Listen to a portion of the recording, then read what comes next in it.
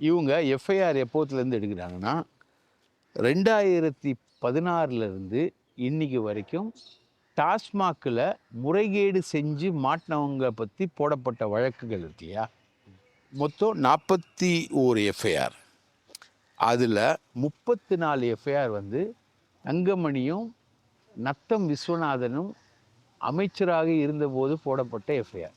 இதெல்லாம் எதுக்கு போடுறாங்கன்னா, எல்லாமே 5000 ரூபாய் முறைகேடு, 10,000 ரூபாய் முறைகேடு, 20,000 ரூபாய் முறைகேடு, இதெல்லாத்தையும் சேர்த்தாதான் உங்களுக்கு வந்து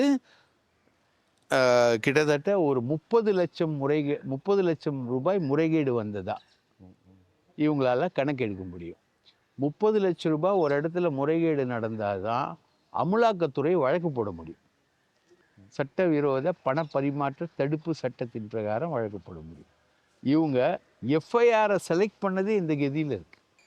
எங்கே ஒரு வருஷத்தில் இருக்க 45,855 கோடி ரூபாய் எங்க, ஒரு நாளைக்கு இருக்கக்கூடிய 145 கோடி ரூபாய் எங்க, இவங்க கண்டுபிடிச்ச 1000 கோடி ரூபாய் எங்க, ரைட்டா? அதை வந்து எக்ஸாகரேட் பண்ணி 40,000 கோடின்னு ஊழல்னு பிரச்சாரமாக சொல்கிறாங்களே தவிர அமலாக்கத்துறை சொன்னது வெறும் 1000 கோடி தான்.